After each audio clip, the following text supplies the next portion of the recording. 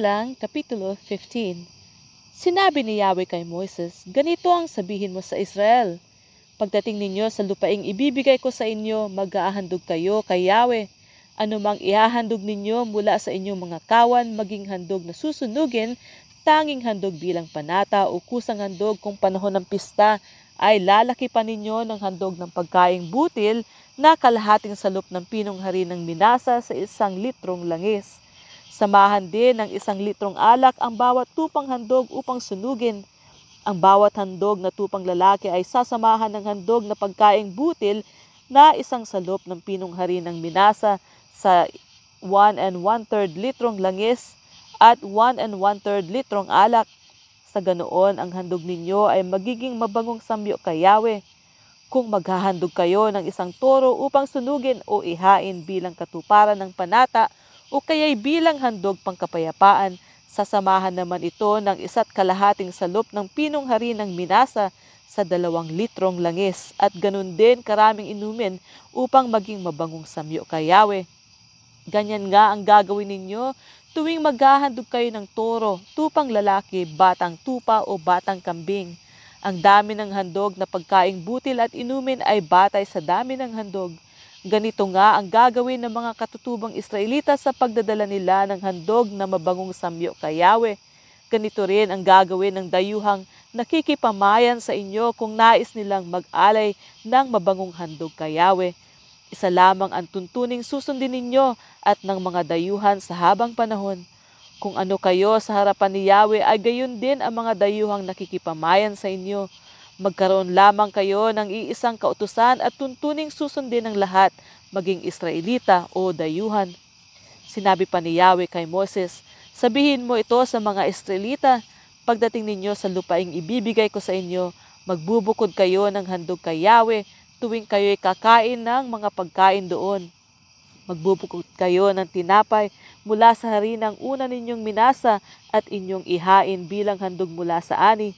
Ihahandog ninyo kay Yahweh ang unang masa ng harina. Ito'y tuntunin sa habang panahon.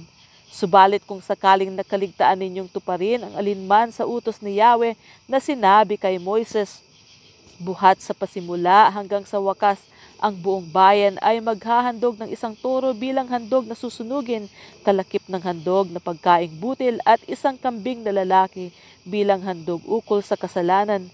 Ipaghahandog sila ng pari para sa kanilang kasalanan. Kapag nagawa na ito, patatawarin sila sapagkat ito'y pagkakamaling hindi sinasadya. At naghandog na sila para dito. Ang buong Israel at ang mga nakikipamayan sa inyo ay patatawarin sapagkat ito'y pagkakamali nilang lahat. Kung ang isang tao ay nagkasala ng hindi sinasadya, magdadala siya ng 1 babaeng kambing na 1 taong gulang bilang handog para sa kapatawaran ng kasalanan. Siya'y ipaghahandog ng pari upang patawarin ni Yahweh.